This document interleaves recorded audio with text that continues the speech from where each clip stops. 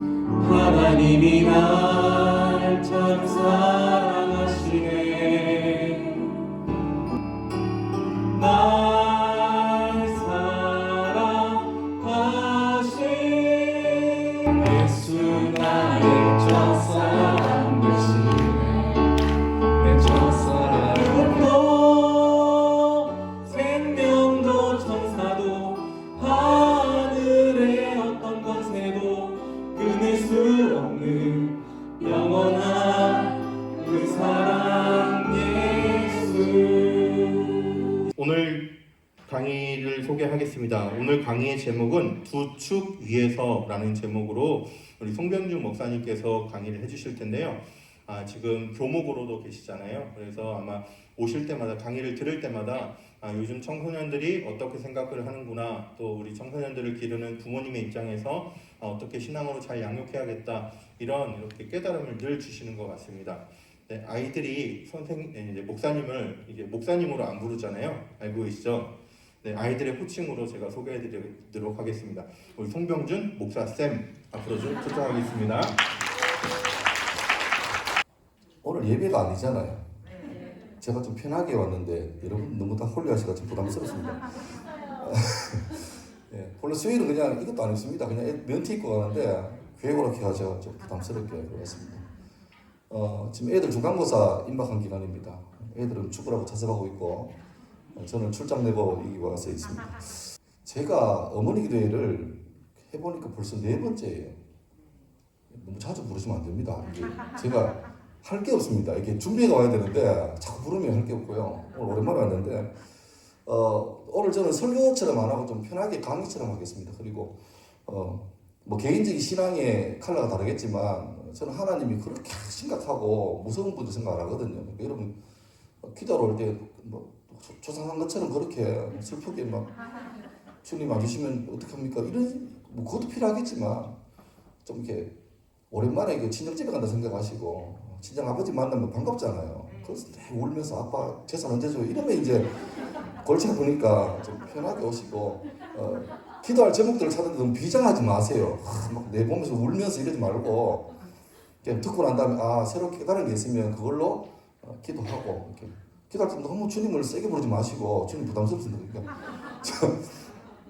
아버지 뭐 이런 분이 되게 부담스러워. 그러니까 들으시고 내가 기도할 제목이 이거구나 그렇게 잘 찾아갔으면 좋겠습니다. 제가 오늘 강의를 앞에는 좀 약간 그래도 학교 현장에 있으니까 애들 상태를 조금 알려드리고요. 뒤에는 좀 강의를 하겠습니다.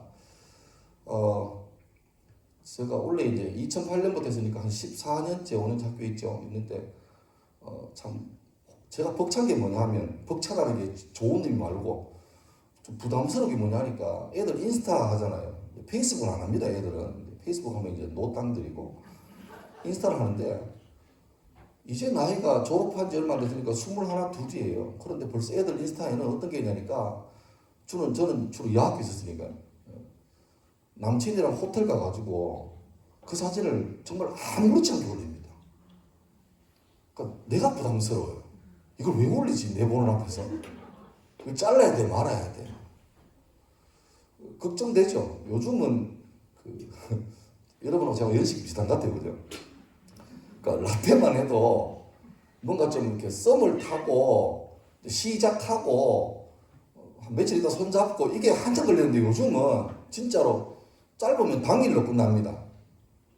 짧아봐야 일주일 안 넘어가요. 근데 왜 저럴까 고민했는데 최근에 어떤 강의 들으면서 제가 얻은 깨달음이 있어요. 그걸 같이 공유할게요. 여러분 때죠. 연애 편지 쓰고 그죠? 남친 군대 가 있으면 하루가 멀다 하고 이제 편지를 쓰고 군사품 보내고 그러면 이게 편지를 보낸 다음에 올리면 적어도 왔다 갔다 일주일이 걸리잖아요. 우체국이 그렇게 반갑고 그랬습니다. 답장을 쓰고 뭐 사귀 봅시다 하고 그럼 또 이제 또 삐삐도 그렇잖아요. 연락 오면 또 가 드려야 되고 전화해야 되고 또 편지도 받는 느낌이 있었는데 지금은 그런 게 아니라 그런 시간의 인터벌이 필요 없어요. 지금은 실시간으로 자기 모든 삶이 다 그대로 다 공개됩니다. 그러니까 우리처럼 뭐 이렇게 예열하고 한번 간보고 이게 없고 시작하면 바로 그날 그 사람 인스타로 다 인생을 다 틀어버립니다. 그러니까 뭐 사전에 이게 없고 그냥 그날부터 시간이 생략되는 거죠. 그러니까 어쩌면 요즘 애들이 소위 말하는 진도가 빠르다는 게 우리 기준 보면 아이고 이 망할 놈들이 되겠지만 걔들로 봐서는 당연한 거예요. 뭐 편지를 쓰고 일주일 있다가 받는 게 아니고 DM 보내고 바로 오잖아요. 바로 뭘 하든 간에. 요즘 애들 기본적으로 저희 학교도 아침에 오면 저 폰을 다 거두거든요. 근데 그것도 말이 많아. 인권 그래가지고 인권 때문에 말이 많은데 간혹 이제 공격이 내고 그런 애가 있습니다. 그러면 대단한 게요. 책상 밑에 폰 놓고 문자 보냅니다. 안 보여? 다 외워서 안 돼. 외워서 이렇게. 그렇습니다. 그러니까 이게 남친이 보내면 수업 시간이고 상관없이 바로바로 보내는 게 요즘 시대니까 그런 걸 좀 감안하고 이게 선악간의 판단을 좀 차치하더라도 그런 걸 좀 알면 되겠습니다. 이거는 이제 우리 같은 문제인데 유명한 얘기죠. 오바마 대통령이 지난 12년 전에 우리나라에서 큰 회의 마치고 한국에서 참 좋은 회의를 주관해 주셔서 감사하다는 의미로 마지막 기자회견 할 때 이런 말을 했죠. 한국 기자에게 뭐라도 질문을 좀 받고 싶다 이렇게 말했죠. 여러분 이거 아시죠? 여러분 세계의 최강국 오바마 대통령이 외신 기자에게 개인적으로 질문할 기회를 준다는 것은 그 언론사의 특권이자 기자로서의 자기 가문의 영광입니다. 근데 그 상황 보시죠. 이날 이 사건 있고 그 다음날 난리가 났어요. 대한민국 교육이 많이 잘못됐다. 저기 있는 기자들 다 영어로 스피킹 대사를 들었잖아요. 근데 오바마에게 질문할 저로의 찬스가 왔는데 아무도 손을 안 들어요. 어떤 분 분석하기를 어쩌면 다른 기자들이 사전에 다 이렇게 각본이 있다고 생각했을지 모른다라고 해서 안 들었다. 근데 그것도 분위기가 보면 나오잖아요. 결국 중국 기자가 아시아를 대표해서 질문한다고 해서 저 좋은 찬스가 넘어가고 말았습니다. 그 다음 날부터 우리 교육계에 던진 질문이 왜 한국 애들은 질문할 줄 모를까? 여러분 초등학교 1학년 들어가면 어린이집도 마찬가지로 애들 발표하고 싶어 난리 납니다. 저요 손들고 난리입니다. 예. 발표를 너무 좋아해요. 예. 그리고 이게 언제까지 가냐 하니까 대충 한 초등학교 한 3학년 정도까지 가는 것 같아요. 4학년 때부터 손 안 듭니다. 중학교, 고등학교는 말할 것도 없고. 이게 어느 대학 강의실인데요. 놀라운 장면은 뭐냐니까 연예인 와서 특강할 때입니다. 오빠 이상형이 뭐예요? 뭐 이렇게 묻는 거죠. 그거 말고 현실은 뭐 이렇습니다. 참고로 우리 학교는 아닙니다. 우리 학교는 아니고. 예. 물어보니까 이런 것 같아요. 여러분 어머니로서 아침에 애들 학교 보낼 때 주로 습관적으로 하시는 멘트가 뭐죠? 아니면 애들 학교 갔다 올 때? 그렇죠. 한국 사람들은 선생님 말씀 잘 들어라, 선생님 말씀 잘 들었나가 주로 메뉴예요. 의도하시는 건 아니죠. 그냥 가는 거예요. 우리나라 애들 어떤 마음속에는 이 질서에 대한 유교적 권위가 상당하죠. 그러니까 질문한다는 걸 되게 어려워하고 또 분위기가 그래요. 수업 마칠 때 돼가지고 질문 있나 늘 물어보잖아요, 선생님들이. 어레껏 아무도 대답 안 해요. 근데 누가 용기 있게 쌤 질문 쓴다 그러면 나머지 19명의 모욕과 저주와 혐오를 받습니다. 나가서 질문해라 이런 거죠. 예. 그러니까 질문을 잃어버린 교육은 참 답이 없죠. 그러니까 애들 공부시켜봐도 그런 것 같아요. 공부를 잘하고 세상에 그 청소년 중에 공부가 특기입니다, 취미입니다 이런 이상한 애들은 잘 없어요. 다 공부 어려워합니다. 그런데 공부를 왜 해야 되지? 답이 나온 사람은 그 답이 물론 옳은 답이든 그런 답이 상관없이 분명한 답이 나온 사람은 공부를 해요. 근데 그게 안 나온 사람은 공부가 고행입니다. 효도 때문에 하는 거예요. 지난 성적보다 안 떨어지고 그래서 부모님이 기분 좋게 하고 그걸로 얻는 부가소득 때문에 공부를 하는 거지 정말 내가 왜 공부해야 될까에 대한 답이 없으니까 그러니까 자꾸 질문을 못 하는 거죠. 늘 하는 말이 고등학교 때 열공해야 되니까 하는 말이 대학 가서 놀아라. 요즘 대학 가서 못 놉니다. 대학 가서 놀면 영 놀아요. 2년 전 통계로 대학교 4학년들 물어보니까 졸업 4학년생들의 11%가 정규직이 취업했고 10%가 인터넷 취업했고 79%가 아이브 노 아이디어입니다. 그러니까 대학 가 놀면 진짜 놉니다 이제. 그러니까 우리나라 사람은 고등학교 때까지 누구보다 열심히 공부하다가 대학 가서 공부할 잘 그 의미가 없죠. 왜냐니까 솔직히 이 대학이 왜 온지도 몰라요. 자기 꿈이 있어 온 게 아니고 대부분 다 성적 맞춰왔기 때문에 그렇게 많은 거죠. 현장입니다. 그러니까 여러분 자꾸 자녀들이 연령대가 모르겠지만 자꾸 물어보게 하세요.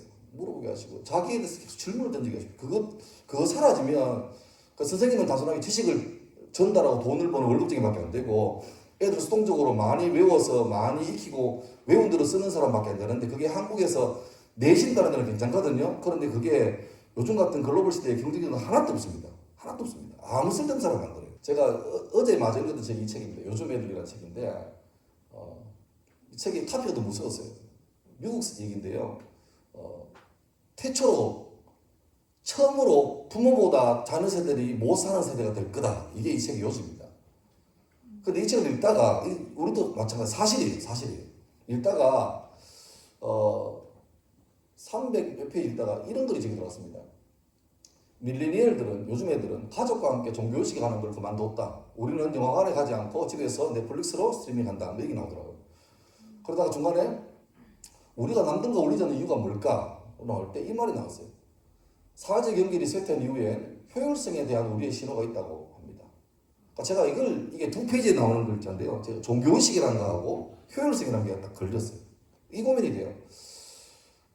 내 아이들은 부모교에 와서 중등부, 고등부, 초등부 뭐 예배 드리는 게 아이들 마음속에 이 시간이 내게 효율성이 있다고 생각할까?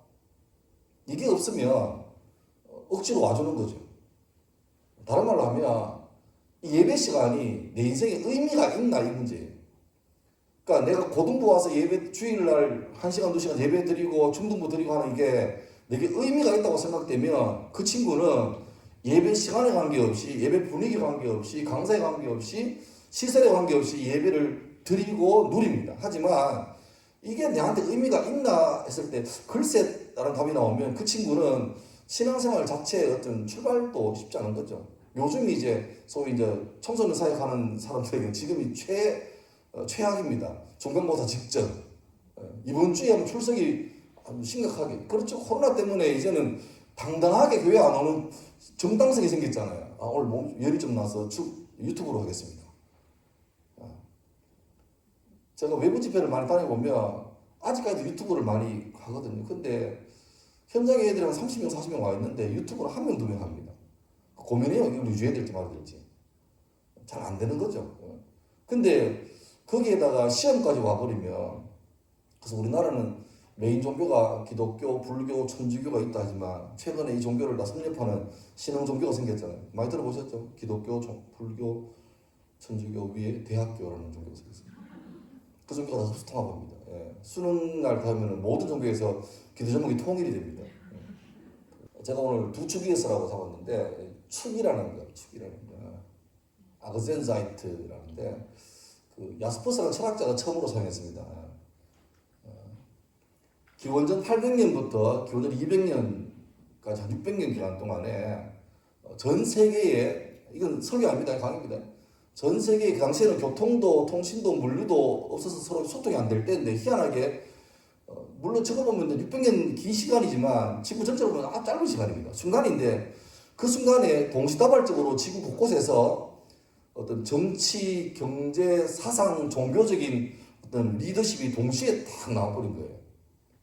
그리고 그때 형성된 이 거대한 정치적 흐름이 향후 1500년 동안 지구 전체 역사를 다 움직여갑니다. 그래서 인류사의 가장 경이로운 시대를 저 시대라고 말합니다.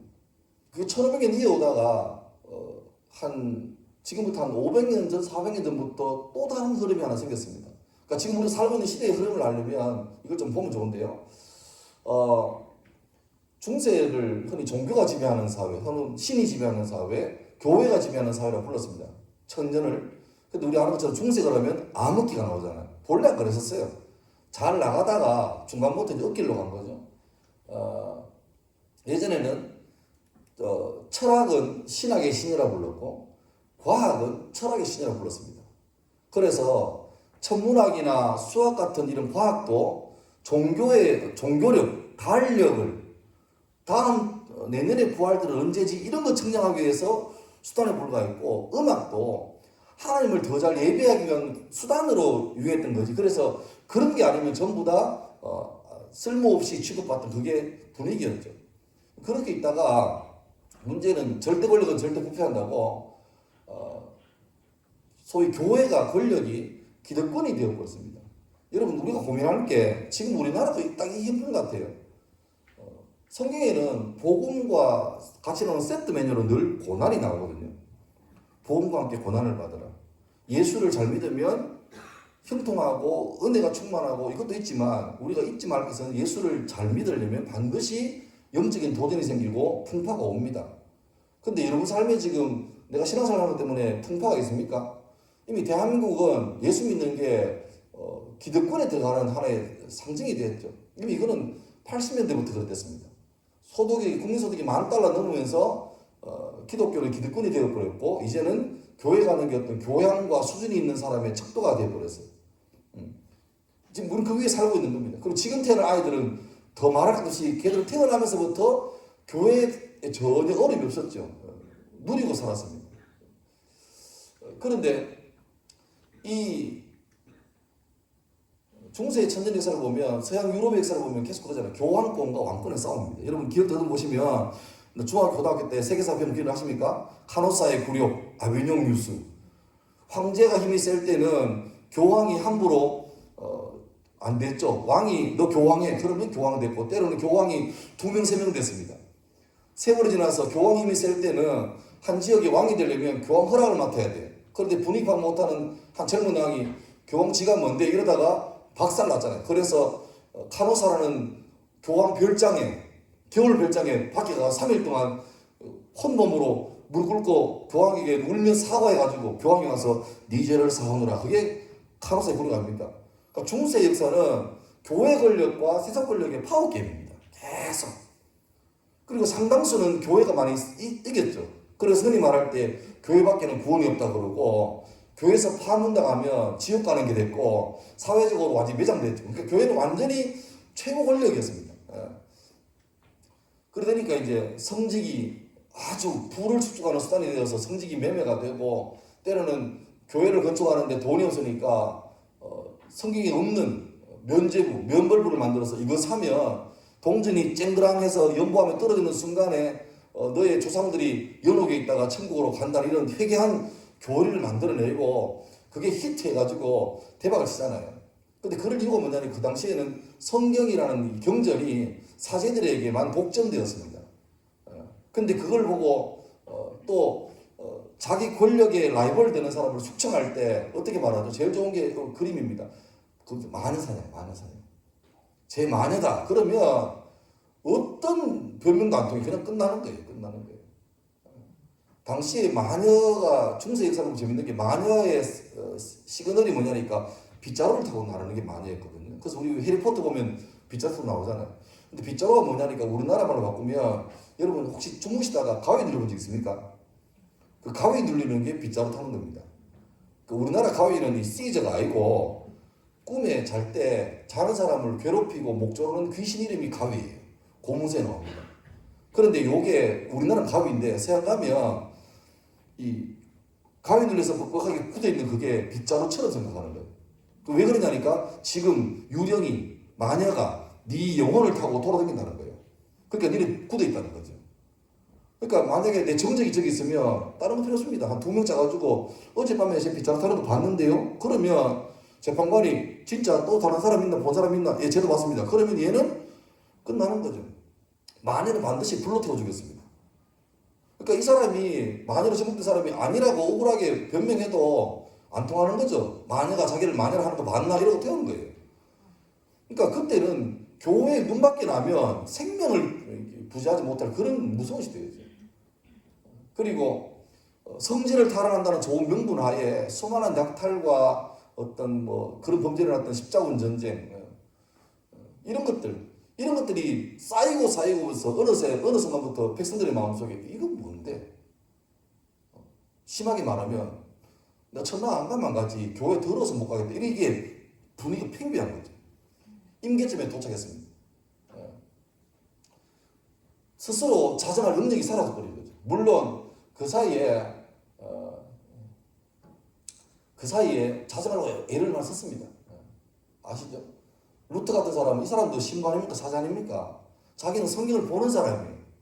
이 사람은 똑똑한 사람이죠. 의사 되려고 하다가 자기 절친하고 둘이 길 가다가 절친이 낭대에 맞아 죽는 사건을 경험합니다. 충격이었죠. 또 자기 친구가 바로 옆에서 벼락만 죽는 걸 보고 의사가 내가 무슨 병이 있겠냐 해서 신학으로 돌아왔습니다. 공부를 잘했습니다. 그래서 아주 어린 나이에 신학 박사가 되고 신학대 교수가 돼가지고 성경을 보는데, 라틴 성경을 보는데 이상한 거예요. 자기가 보는 성경하고 현실에서 이루어진 게 너무 괴리가 큰 거죠. 그래서 선배에게 묻습니다. 선배님, 이런 건 성경이 없잖아요. 그때 선배가 없는데 할소실이 됐다 이렇게 했으면 됐는데 눌렀어요. 시끄럽다. 다 시킨 대로 해라. 조직이 뭐 그냥 흘러가는 줄 아나? 이런 식이죠. 그게 루터가 그 강단이 센 사람 같아요. 그래서 더 위에 또 묻습니다. 아니 선생님 이건 아니잖아요. 계속 그런 분위기였죠. 결국에는 일이 커져가지고 교황청까지 올라갑니다. 아니 저 시골에 있는 루트라는 사제 하나가 지금 성경에 대해서 교황의 일에 대해서 지금 말이 많다. 처음에 엄중 경고합니다. 너 조심해라. 파문된다.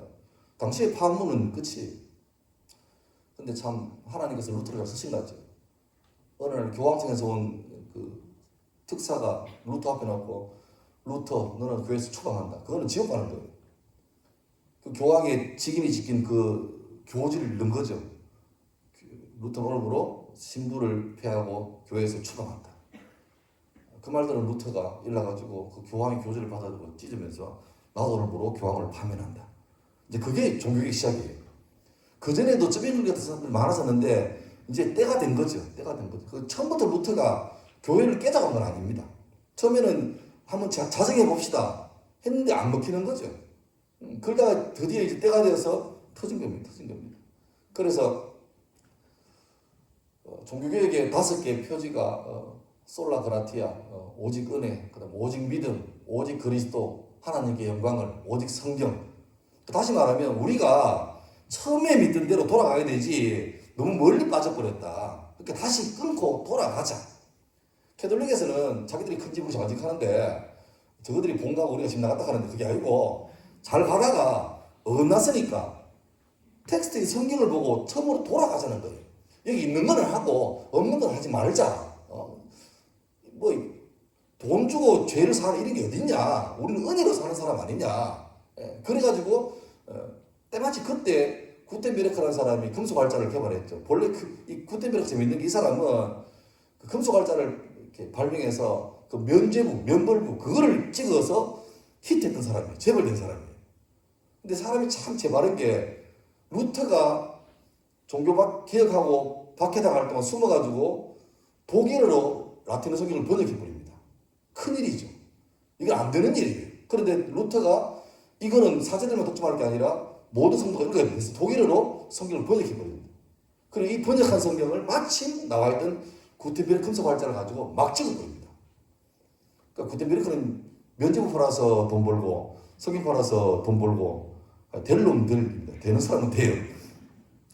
그래서 독일, 유럽 보면 중앙선을 쫙 그어서 위로 독일, 스위스 그 위쪽으로 전부 다 종교개혁 이후에 개신교로 넘어갔죠.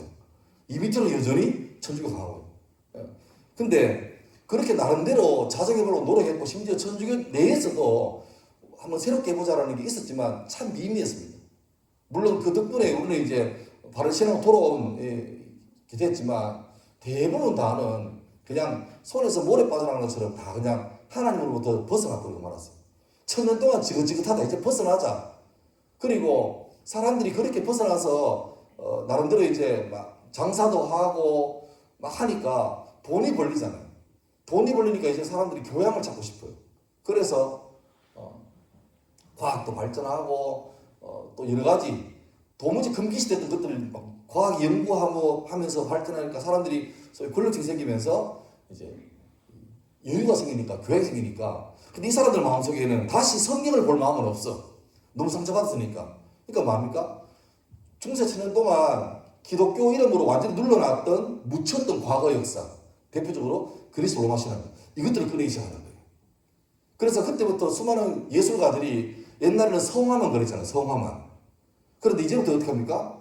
이렇게 사람에 대해서도 그림을 그리기 시작하고 여인에 대해서도 그림을 그리기 시작하고 또 그런 영웅들에 대해서도 조각하기 시작합니다.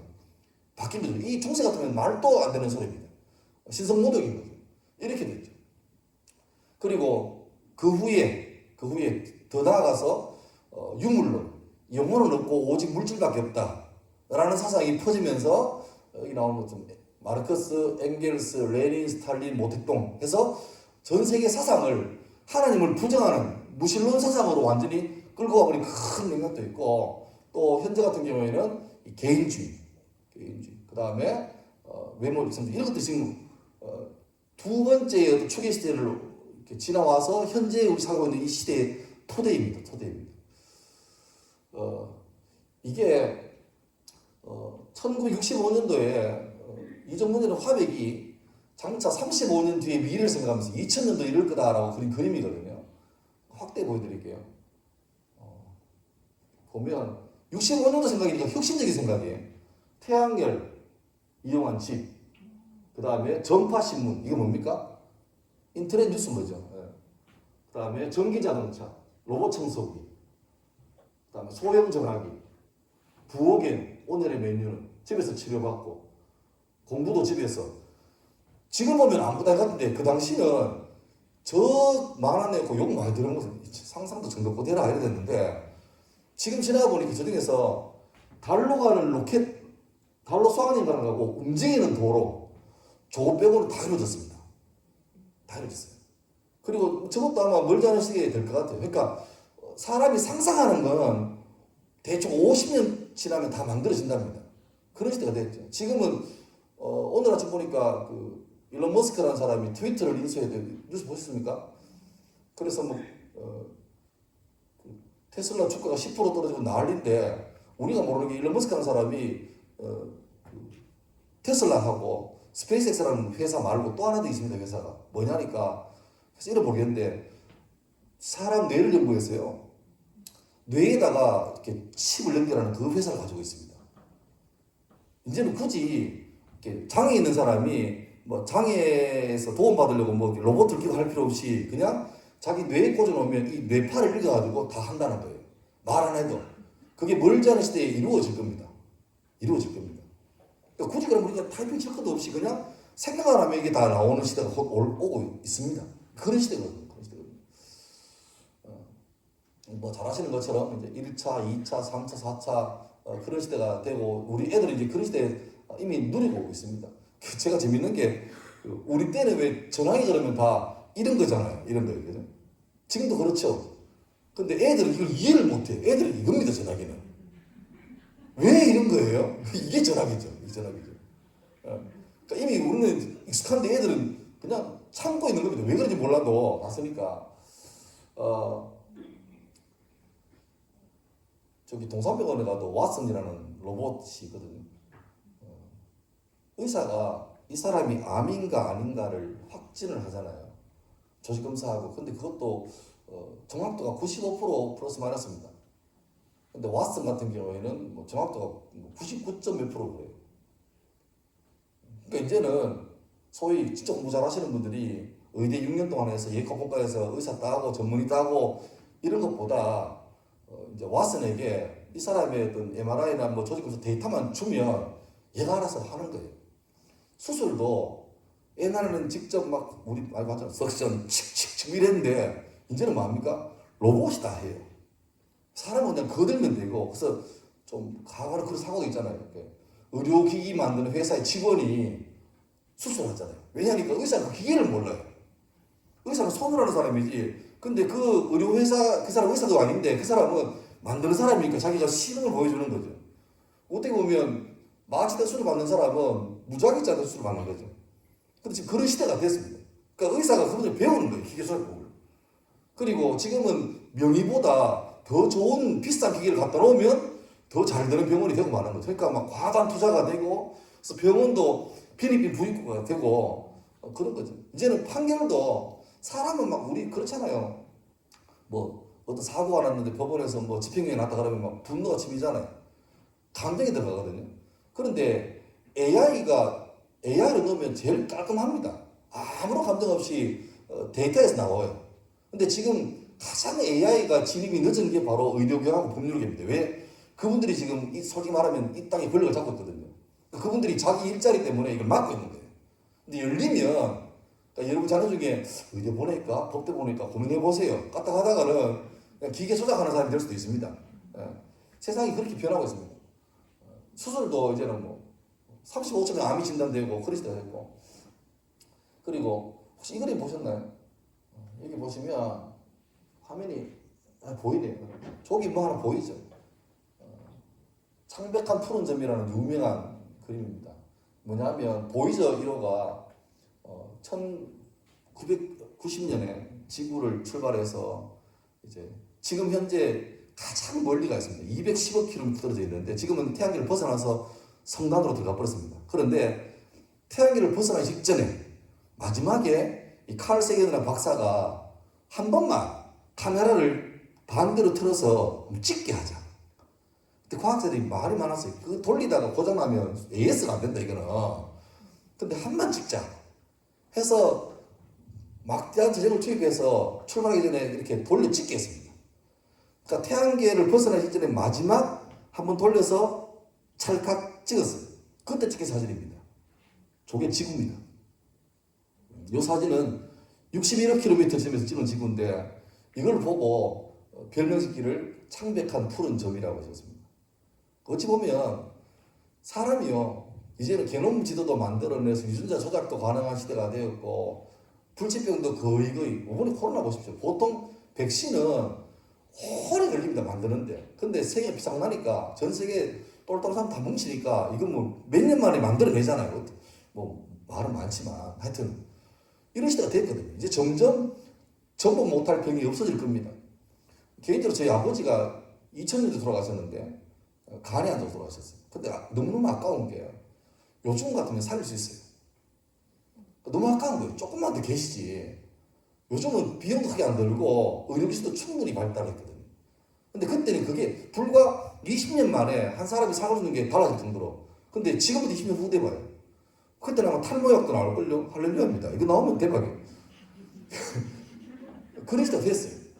그러니까 인간이 대단한 태양계 밖으로 우주선을 보내고 이런 시대에 살고 있지만 근데 솔직히 말하면 한계는 뻔하죠. 자, 보세요. 하나님을 떠났어요. 인류가 크게 말하면. 떠났는데 마음이 허하니까 물질밖에 없다. 신은 없다. 이렇게 막 살다 보니까 사람이 원래 그런 존재가 아니잖아요. 그러니까 마음이 허해요. 그래서 사람들이 대체적으로 만든 게 바로 인문학입니다. 인문학. 그러니까 최근에 인문학이 공학이 끝장나게 발달한 시대에 갑자기 인문학이 확 올라오는 이유가 약간 그 진자운동 같아요. 이까지 가니까 뭔가 아쉬워. 아쉬우니까 뭘 심는 건데 그때 하는 걸 제대로 해야 되는데 지금 잘못한 거예요.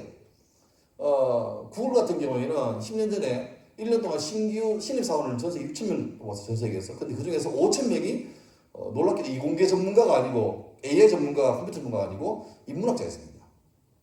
미학, 심리학 이런 한 사람들 뽑았어요.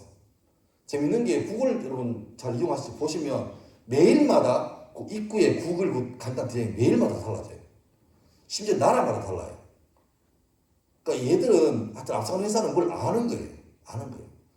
그러니까 이런 인문학의 대세인데 그러면 인문학으로 하면 사람이 막 채워지느냐? 그럴 줄 알았는데 하나님이 사람 형상으로 만들어졌기 때문에 이게 비슷한데 채우니까 안 돼요. 샤넬 비슷한데 샤넬을 샀는데 자꾸 실밥이 날아가요. 이게 이상한 거죠.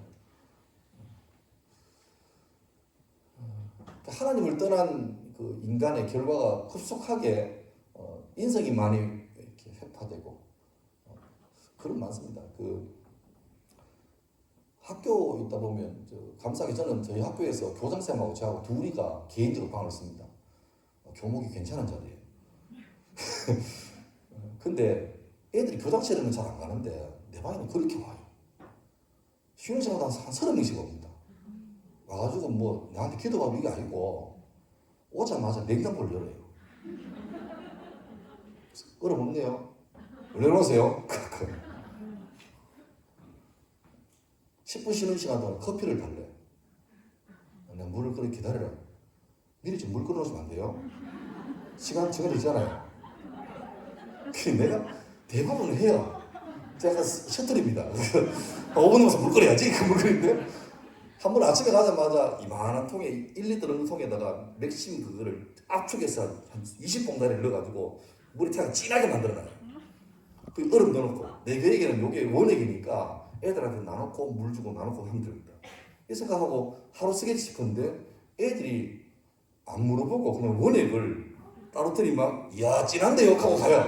그러니까 하루 가야 될 게 2교시 만에 끝났어요.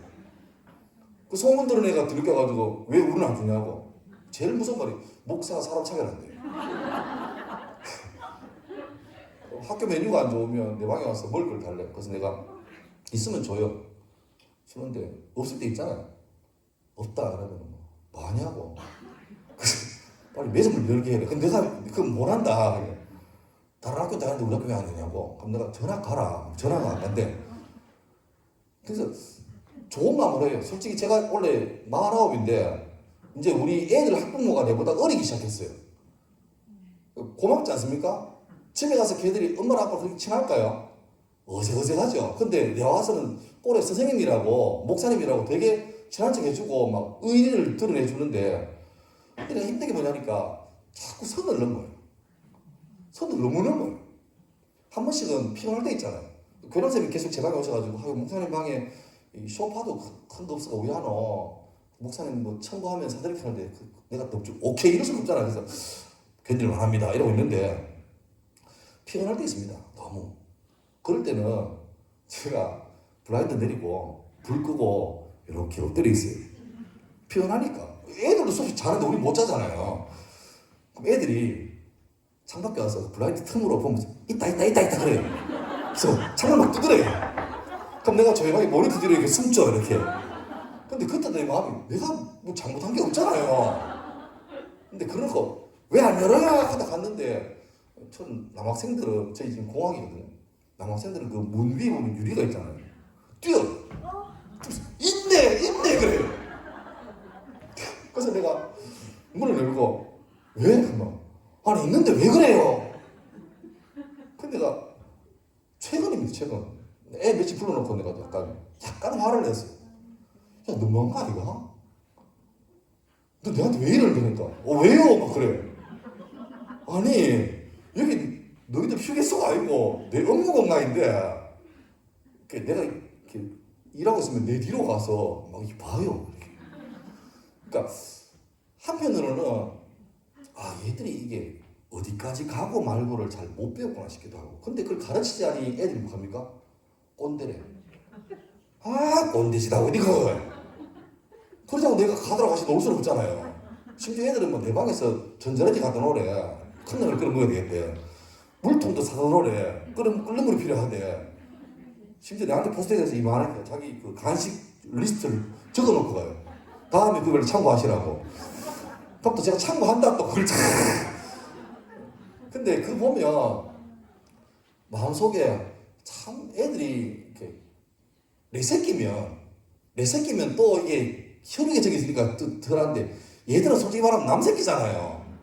이놈의 새끼. 그러니까 내가 공허하면서도 참 한 번씩 힘들 때 있어요. 근데 재밌는 게 제가 이제 뭐 10년 있지만 2008년 9년 그때 있을 때하고 지금하고 비교하면 그때가 10몇 년밖에 차이 안 나는데 훨씬 더 강해졌습니다. 점점 더 강해졌어요. 저는 개인적으로 그거를 갈수록 어떤 비인간화가 심해졌다 생각해요. 솔로몬이 벌써 알고 했던 것 같아요. 그죠? 자기가 부양도 가져봤고 명예도 가져봤고 다 가져봤는데 결론은 뭐 헛되다는 거죠. 그러니까 하나님을 떠난 인생의 결론은 뭐냐니까 하나님으로부터 프리선을 할 줄 알았는데 살아보니까 이게 자유로운 게 아니고 힘들다는 거죠. 다시 또 한계를 직면합니다. 그럼 빨리빨리 사람들이 한계를 직면했을 때 하나님이 돌아와야 되는데 또 다른 길을 찾는 게 죄인들 인간의 습성이고 계속 반복하는 무한반복이죠. 무한반복이죠. 이제 오늘 제가 두 축 위에서 잡았는데 보세요. 지금 여러분의 자녀들은 하나님의 나라라는 질서와 우리가 늘 보고 있는 세속국가라는 질서 두 사이에서 같이 삽니다. 그리고 그 아이들은 기성세대란 이미 생각이 굳어져 있고 자기 철학이 확실한 기득권 세력과 또 아직 말랑말랑하고 꿈과 희망이 있지만 도대체 그 꿈을, 그 희망을, 그 시간을 어디에 투자할지 몰라서 고민하는 다음 세대에 끼어있는 세대죠. 그러니까 차라리 한쪽에 정하면 괜찮은데 지금 애들 상태가 한쪽에 못 정해요. 교회에서는 주일 와서 은혜를 받고 하나님 사람으로 살겠다고 다짐하지만 그놈들이 당장 내일 가서 사는 학교 현장은 여전히 하나님의 향기가 하나도 안 나는 그런 곳이거든요. 거기에서 애들이 매 순간마다 고민하고 또 결정해야 되는데 대충 한 세 가지입니다. 세 가지입니다. 이렇게 택해요 보통. 어떤 사람은 분리를 택합니다. 뭐냐니까 주일 따로 평일 따로입니다. 여기서는 믿음 좋은 사람이고 밖에 가면 욕 잘하고 친구하고 잘 놀고 왕따도 시키고 가해자 되고 방관자 되고 그런 사람이에요. 어른도 마찬가지고. 두 번째는 회피. 이건 뭐냐니까 교회가 너무 좋은데 학교 가서 그 속에 있는 게 너무 힘든 거예요. 욕도 너무 많이 하고 애들도 너무 싸가지 없고. 그 어떻게 해요? 얘들은 중학생, 고등학생이지만 금요철에도 오고 수요예배도 오고 심지어 새벽기도도 와요. 그 나쁜 건 아니죠. 근데 그 마음이 어떻게 되니까 주여 내가 또 저 세상에 나가겠는데 너무 힘들어요. 저는 주님과 함께 살고 싶어요. 이런 사람은 대부분 다 직장 잘 다니다가 뭐 과장, 부장까지 갔다가 갑자기 어느 날 결심하고 신학교 갑니다. 마음속에 늘 직장에 있으면서도 수요일 날 수요예배 가야 되는데 금요일 회식까지 가면 저 부장님 저 금요기대가 있습니다. 이런 그러니까 이 판단은 참 애매하긴 한데 하여튼 마음속에 늘 내가 있는 자리가 불편한 거예요. 죄 짓는 것 같고 내가 돈 벌어먹고 살라니까 할 수 없이 이 짓 하고 있는 거지. 내가 여차여차한 바로 내가 이렇게 사표 내고 교회 가서 주님이 그 있잖아요. 뭐 주의 궁전에서 주의 집에서 하루가 궁전에 천사보다 나왔다. 이런 거 늘 묵상하면서 집에도 보험자리가 있고 저는 자리가 없나니까 이거 하고 있거든요. 근데 제일 좋은 태도는 이거죠. 그러니까 내가 선 이 자리가 내가 지금 하고 있는 이 직업이 하나님 내게 주는 직업이다. 천직이다, 천직. 그 다음에 내가 하는 이 일이 마치 목회자가 목회의 사명을 받고 성직에 봉사하는 것처럼 내가 하는 이 일이 그게 주부든 회사원이든 아니면 뭐 단기로 하는 알바든 간에 그 자리가 하나님이 오늘 시간에 날 부른 현장의 자리다. 이름만 가지고 살면 되는데 이 세 가지 속에서 늘 애들이 고민, 이건 솔직히 애들만 아니고 우리도 고민하는 자리잖아요. 그죠? 시간이 좀 됐는데 저는 성덕교회에서 부목사를 하다 그때 교목으로 파송받았는데 주로 학교는 회식을 금요일 합니다. 업무를 마칩니다. 그러니까 제 전임자가 저한테 그런 인식이 했어요. 송 목사 회식 그럼 가는 거 아니다. 잘해라. 갔어요. 그 친목회장님이 목사님 저 이번 금요일을 마치고 회식 있습니다. 무슨 참석 가능하십니까? 물으면 의뢰껏 물어요. 그럼 저는 의뢰껏 금요 기도에 가야 됐어. 기도하겠습니다. 왔죠. 몇 년 하다 보니까 좀 마음 불편해요. 왜냐니까 명색이 내가 교목인데 이 아이들도 내 선교 대상이지만 선생님들도 대상이잖아. 근데 너무 내가 좀 방치하는 것 같아가지고 그때 목사님께 여쭤봤어요. 목사님 저 이번 금요일날 회식을 하는데 어떻게 합니까? 목사님 너무 쿨하게 니는 학교 선교사라고 한 거지 부목사가 아니다. 가거라 이래요. 섭섭했습니다. 그래서 그날도 왔길래 친목회장님이 목사님 친목입니다. 하면 이제 그분도 예상할 때 내 믿을 줄 알았는데 예 가죠. 이러니까 이분이 당황하신 거예요. 가봤어요. 가보니까 정한 시간이 있는데 이미 수업 빨리 마친 분들은 정한 시간이고 나발이고 먼저 와서 이미 흥근하셔요. 뭐 기독교 학교라 하지만 거기는 미션 스쿨이 아니잖아요. 선교사 세운 학교가 아니고 이제 기독교인 설립자가 세운 거니까 이게 약간 반반이에요. 반반. 일반 학교만 기독교 학교 반이에요. 예배는 드리지만 마치 술을 먹는 이상한 학교입니다. 근데 거기에 제가 오니까 분위기 진짜 묘했습니다. 그때 교감쌤이 장로님이셨는데 어쩔 줄은 몰라요. 눈치가 분위기가 진짜 없어요. 그래서 내가 대충 분위기 파악하고 그냥 하시라고. 예 해도 되겠습니까? 예 하시. 그때 그 교감쌤 장로님이 폭탄을 그렇게 잘 말아요. 휙 던지고 한번 교수님 와 난리였어요. 와 알고 그분이 전체에서 제일 잘하시는 분이 그것만 바라고 있어요. 근데 그분이 장로니까 목사에서 좀 찜한 거죠. 근데 내가 하시라니까 거기서 봉인이 풀린 거죠. 야, 그날 하고 집에 돌아오는데 다시 헬스장 가야 되겠다. 그 생각을 했습니다. 그 다음 또 갔습니다. 근데 몇 번 가고 나니까 그 연세가 이제 퇴직 얼마 남으신 선배쌤이 그런 말을 해요. 제가 별로 말씀도 안 한 사이인데 불러드리면 고맙대요. 예? 하니까 자기가 여기서 40년 가까이 30년 넘게 교사했는데 해마다 계속 그 학교 교목이 있었잖아요. 근데 그동안 자기 느끼면 그 사람은 넘프리찬입니다. 느낌 뭐냐니까 목사님들이 자기들을 죄인시하는 것 같더래요. 이해되시죠? 아유 지옥 갈 것들 이런 분위기 말을 안 하지만 늘 그랬대. 근데 목사님이 처음 우리와 함께 해줬대. 고민이 저는 다시는 안 가야지 이러고 있는데 어떻게 안 갈 핑계를 내지 이러고 있는데 이분은 생각을 다 다르게 하신 거예요. 그 자기를 인간으로 대우해서 고맙대요. 그래서 내가 지금까지 열심히 가고 있습니다. 아직 저도 예전에 저도 그래서 파워게임 하고 있어요. 그 사람들은 계속 뭐 목사 왔지만 뭐 한번 해보자 이런 식으로 자꾸 저한테 밀고 들어오려고 저는 또 제 선에서 계속 이제 저의 나와바리를 키우려고 애쓰고 있습니다. 권하지 마시고 약 드시는 분, 안 하시는 분 이리 오십시오 해서 저는 비주류를 만들어요. 비주류 만들고 근데 또 취하시면 자꾸 넘어와요.